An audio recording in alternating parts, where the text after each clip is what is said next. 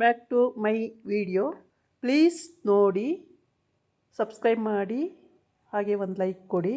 ಇವತ್ತು ನಾನು ಇದು ಹಾಲಿನ ಪೌಡ್ರಿಂದ ಮತ್ತು ಗಿಣ್ಣದ ಹಾಲಿನ ಪೌಡ್ರ್ ಇದ್ದರೆ ಗಿಣ್ಣನ ಹೇಗೆ ಮಾಡ್ಬೋದು ಅನ್ನೋದನ್ನು ತೋರಿಸ್ತಾ ಇದ್ದೀನಿ. ನಾನು ಸಕ್ಕರೆನ ಇಲ್ಲಿ ಒಂದು ಸಣ್ಣ ಮಿಕ್ಸಿ ಜಾರ್ಗೆ ಹಾಕ್ಕೊಂಡು ಒಂದು 200 ಗ್ರಾಮ್ ಸಕ್ಕರೆನ ನಾನು ಪೌಡ್ರ್ ಮಾಡ್ಕೊಂಡಿದ್ದೀನಿ. ಮತ್ತು ಇಲ್ಲಿ ಸ್ವಲ್ಪ ನೀರನ್ನು ಬಿಸಿ ಮಾಡ್ಕೊಳ್ತಾ ಇದ್ದೀನಿ. ಸ್ವಲ್ಪ ಬಿಸಿ ಆಗಬೇಕು, ಒಂದು ಉಗುರು ಬೆಚ್ಚಗಾದರೆ ಸಾಕಾಗುತ್ತೆ. ಇವಾಗ ಹಾಲಿನ ಪೌಡ್ರನ್ನ ನೋಡಿ ನಾನು ಒಂದು 10 ಸ್ಪೂನ್ವರೆಗೂ ಹಾಕ್ಕೊಳ್ತಾ ಇದ್ದೀನಿ. ಏಕೆ ಅಂದರೆ ನಾವು ಮತ್ತೆ ಮೇಲೆ ಯಾವ ಹಾಲು ಹಾಕೋದಿಲ್ಲ. ಹಾಲಿನ ಪೌಡ್ರಲ್ಲಿ ಏನು ಮಾಡ್ಬೋದು ಅನ್ನೋದನ್ನು ನಾನು ಈ ವಿಡಿಯೋದಲ್ಲಿ ತೋರಿಸ್ತಾ ಇದ್ದೀನಿ. ಗಿಣ್ಣ ತುಂಬ ಚೆನ್ನಾಗಿ ಬರುತ್ತೆ, ತುಂಬಾ ರುಚಿಯಾಗೂ ಕೂಡ ಇರುತ್ತೆ. ಇದನ್ನು ಹೇಗೆ ಮಾಡೋದು ಅನ್ನೋದನ್ನು ಈ ವಿಡಿಯೋದಲ್ಲಿ ನೋಡೋಣ.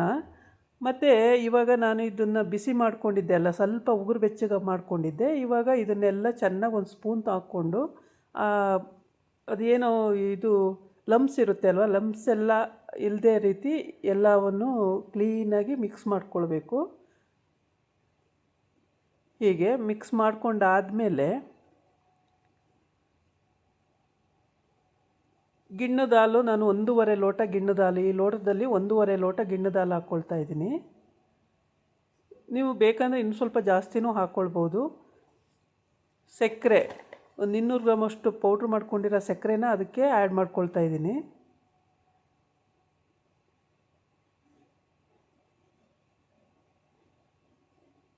ನೋಡಿಕೊಂಡು ಬೇಕಾದರೆ ಹಾಕ್ಕೋಬೋದು ಸಕ್ಕರೆನ.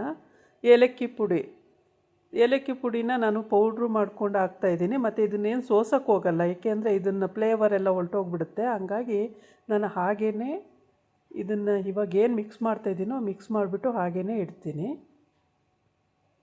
ಸಕ್ಕರೆ ಪೌಡ್ರ್ ಮಾಡ್ಕೊಂಡಿರೋದ್ರಿಂದ ತುಂಬ ಈಸಿ ಆಗುತ್ತೆ. ನೋಡಿ, ಫಸ್ಟ್ ಒಂದು ಲೋಟ ಹಾಕ್ಕೊಂಡಿದ್ದೆ, ಇವಾಗ ಒಂದು ಅರ್ಧ ಲೋಟ ಹಾಕ್ಕೊಳ್ತಾ ಇದ್ದೀನಿ.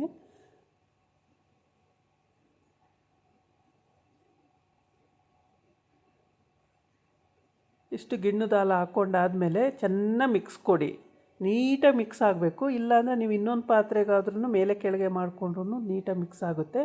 ಇಲ್ಲ ಒಂದು ಸ್ಪೂನು ಅಥವಾ ಸೌಟಿಂದನೂ ಕೂಡ ನೀವು ಮಿಕ್ಸ್ ಮಾಡ್ಕೊಳ್ಬೋದು. ನೀಟಾಗಿ ಮಿಕ್ಸ್ ಮಾಡ್ಕೊಂಡಾದಮೇಲೆ, ಅಂದರೆ ಸಕ್ಕರೆ ಪುಡಿ ಆಗಿರುತ್ತೆ, ಆದ್ರೂ ಕೂಡ ಕೆಳಗಡೆ ಸ್ವಲ್ಪ ಸಕ್ಕರೆ ತರಿಯಾಗಿರುತ್ತೆ. ಅದು ಕೂಡ ಎಲ್ಲ ಲಿಕ್ವಿಡ್ ಆಗಬೇಕು. ಹಾಗಾಗಿ ಚೆನ್ನಾಗಿ ಕೈ ಆಡಿಸ್ಕೋಬೇಕಾಗುತ್ತೆ. ತುಂಬ ಈಸಿ ಇದು ಮಾಡೋದು. ಇದು ರೊಟ್ಟಿ ಜೊತೆಗಾಗಲಿ, ಚಪಾತಿ ಜೊತೆಗಾಗಲಿ, ದೋಸೆ ಜೊತೆಗಾಗಲಿ ತುಂಬಾ ಚೆನ್ನಾಗಿರುತ್ತೆ. ಕೇಕ್ ಥರ ಬರುತ್ತೆ ನೋಡಿ, ತುಂಬ ಚೆನ್ನಾಗಿರುತ್ತೆ. ಇದ್ರ ಜೊತೆ ನೀವು ಸೈಡ್ ಡಿಶ್ ಆಗಿ ಒಂದು ಪಲ್ಯ ಅಥವಾ ಒಂದು ಚಟ್ನಿ ಮಾಡಿಕೊಂಡ್ರೂ ಸಾಕಾಗುತ್ತೆ. ಎಕ್ಸ್ಪೆಷಲಿ ರೊಟ್ಟಿಗೆ ತುಂಬಾ ಚೆನ್ನಾಗಿರುತ್ತೆ, ತುಂಬ ರುಚಿಯಾಗಿರುತ್ತೆ. ನಾನಿಲ್ಲೊಂದು ಕುಕ್ಕರ್ ಇಟ್ಕೊಂಡು ಒಂದು ಅರ್ಧ ಲೀಟ್ರಷ್ಟು ನೀರು ಹಾಕ್ಕೊಂಡಿದ್ದೀನಿ. ಆ ನೀರು ಕಾಯ್ತಾ ಇದೆ ನೋಡಿ. ಇವಾಗ ಈ ಮಿಕ್ಸ್ ಮಾಡಿರೋ ಅಂಥ ಗಿಣ್ಣದ ಹಾಲನ್ನು ಅದರೊಳಗಡೆ ಇಡ್ತಾಯಿದ್ದೀನಿ. ಕುಕ್ಕರ್ ಒಳಗಡೆ ಇಟ್ಬಿಟ್ಟು ನಿಧಾನ ಇಡಿ, ಬಿಸಿ ಇರುತ್ತೆ, ನೋಡಿಕೊಂಡು ನಿಧಾನಕ್ಕೆ ಇಟ್ಕೊಳ್ಳಿ. ಇದನ್ನಿಟ್ಟಾದಮೇಲೆ ನಾನೀಗ ಲಿಡ್ ಕ್ಲೋಸ್ ಮಾಡ್ತಾಯಿದ್ದೀನಿ. 1-2 ವಿಷಲ್ಲು, 1 ಅಥವಾ 2 ವಿಷಲಂತೂ ಬೇಕೇ ಬೇಕು. 2 ವಿಷಲ್ ನೀವು ಹಾಕಿದ್ರೆ ನೋಡಿ ಈ ರೀತಿ ಎಷ್ಟು ಚೆಂದಾಗಿ ಬಂದಿದೆ, ತುಂಬ ಚೆನ್ನಾಗಿರುತ್ತೆ.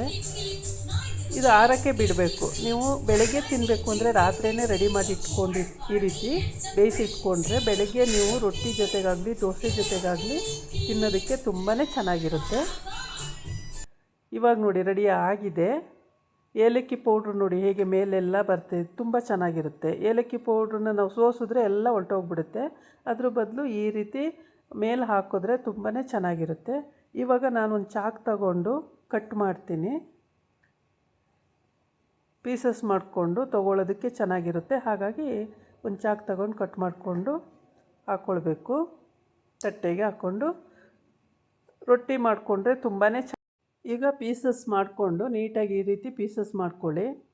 ಅಡ್ಡ ಉದ್ದ ಪೀಸಸ್ ಮಾಡಿಕೊಂಡು ಡೈಮಂಡ್ ಸೇಫ್ ಆದರೂ ಸರಿ ಅಥವಾ ಚೌಕಾಕಾರವಾಗಾದರೂ ಸರಿ ಪೀಸ್ ಮಾಡಿಕೊಂಡು ಎತ್ಕೋಬೋದು ನಾವು. ತುಂಬ ಈಸಿಯಾಗಿ ಬರುತ್ತೆ, ತುಂಬ ಚೆನ್ನಾಗಿರುತ್ತೆ, ರುಚಿಯಾಗಿರುತ್ತೆ. ಒಂದೊಮ್ಮೆ ನೀವು ಮಾಡಿ ನೋಡಿ. ಹಾಲಿನ ಪೌಡ್ರಿಂದ ಮಾಡೋದು ತುಂಬಾ ಚೆನ್ನಾಗಿರುತ್ತೆ.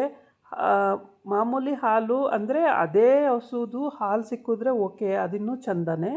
ಅದು ಸಿಕ್ಕಿಲ್ಲ ಅಂದರೆ ನಾವು ಡೈರಿ ಹಾಲು ತಂದು ಮಾಡ್ಕೊಳ್ತೀವಿ ಅಲ್ವ, ಪ್ಯಾಕೆಟ್ ಹಾಲು ಬದಲು ಈ ಥರ ಹಾಲಿನ ಪೌಡ್ರ್ ಇದ್ದರೆ ಹಾಲಿನ ಪೌಡ್ರಲ್ಲೂ ಈಸಿಯಾಗಿಯೇ ನಾವು ಮಾಡ್ಕೊಳ್ಬೋದು. ತುಂಬ ನೀಟಾಗಿ ತುಂಬ ಚೆನ್ನಾಗಿ ಬರ್ತವೆ ಪೀಸಸ್ಗಳು. ಇದಾದಮೇಲೆ ನೋಡಿ ನೀಟಾಗಿ ಬೆಂದರೆ ಮಾತ್ರ ನೀರು ಮೇಲೆ ನಾವು ಅದನ್ನು ಟೆಸ್ಟ್ ಮಾಡಬೇಕು. ಅಂದರೆ ಹಿಂಗೆ ಚುಚ್ಚಿ ಒಂದು ಚಾಕು ಅಥವಾ ಏನಾದರೂ ಹಿಂಗೆ ಚುಚ್ಚಿ ನೋಡಿದ್ರೆ ನೀರು ಬರುತ್ತೆ. ಬೆಂದಿಲ್ಲ ಅಂದರೆ ಹಾಲೇ ಬರುತ್ತೆ. ಆವಾಗ ನಾವು ಪತ್ತೆ ಹಚ್ಕೋಬೋದು ಇದು ಬೆಂದಿದೆ ಇದು ಬೆಂದಿಲ್ಲ ಅಂಥೇಳಿ.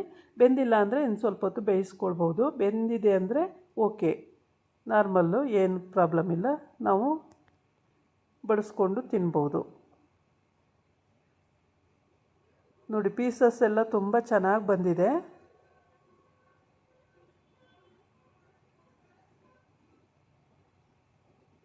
ಹೀಗೇ ಈ ರೀತಿ ಮಾಡಿದ್ರೆ ತುಂಬ ಚೆನ್ನಾಗಿ ಬರ್ಬೋದೇನೋ ಅನ್ನೋ ಒಂದು ಉದ್ದೇಶದಲ್ಲಿ ನಾನು ಮಾಡಿ ನೋಡಿದ್ದೀನಿ. ತುಂಬ ಚೆನ್ನಾಗಿದೆ, ತುಂಬ ರುಚಿಯಾಗಿದೆ. ನೀವು ಕೂಡ ಒಮ್ಮೆ ಈ ರೀತಿ ಟ್ರೈ ಮಾಡಿ. ನೀವು ಯಾರೆಲ್ಲ ನನ್ನ ಚಾನಲ್ಗೆ ನೋಡ್ತಾ ಇದ್ದೀರೋ ಅವರೆಲ್ಲ ಸಬ್ಸ್ಕ್ರೈಬ್ ಮಾಡಿ, ಹಾಗೆ ಒಂದು ಲೈಕ್ ಕೊಡಿ, ಕಮೆಂಟ್ಸಲ್ಲಿ ಹೇಗಿತ್ತು ಅಂತ ಹೇಳಿ. ನಿಮ್ಮ ಫ್ರೆಂಡ್ಸಿಗೆಲ್ಲ ಈ ರೆಸಿಪಿನ ಶೇರ್ ಮಾಡಿ. ಅವರು ಕೂಡ ಇದನ್ನು ಮಾಡಿ ನೋಡಿ, ಅದ್ಭುತವಾಗಿ ಬಂದಿರುತ್ತೆ. ಬಂದಿಲ್ಲ ಅಂದರೆ ನನಗೆ ಕಮೆಂಟ್ಸಲ್ಲಿ ಹೇಳ್ಬೋದು ನೀವು, ತೊಂದರೆ ಇಲ್ಲ. ತುಂಬ ರುಚಿಯಾಗಿದೆ, ತುಂಬ ಚೆನ್ನಾಗಿದೆ. ನೋಡಿ ಪೀಸಸ್ ತುಂಬ ಚೆನ್ನಾಗಿ ಬಂದಿದೆ. ಎತ್ಕೊಂಡು ನಾವು ತಟ್ಟೆಗೆ ಹಾಕ್ಕೊಂಡು ರೊಟ್ಟಿ ಜೊತೆಗೆ ಅಥವಾ ದೋಸೆ ಜೊತೆಗೆ, ಚಪಾತಿ ಜೊತೆಗೆ ಕೂಡ ತಿನ್ಬೋದು. ನಾಳೆ ಇನ್ನೊಂದು ವಿಡಿಯೋ ಜೊತೆ ಬರ್ತೀನಿ. ನಮಸ್ಕಾರ. ತುಂಬಾ ಅದ್ಭುತವಾಗಿ ಬಂದಿದೆ. ಮಿಸ್ ಮಾಡಬೇಡಿ, ಫುಲ್ಲು ಎಲ್ಲೂ ಸ್ಕಿಪ್ ಮಾಡ್ದಂಗೆ ನೋಡಿ.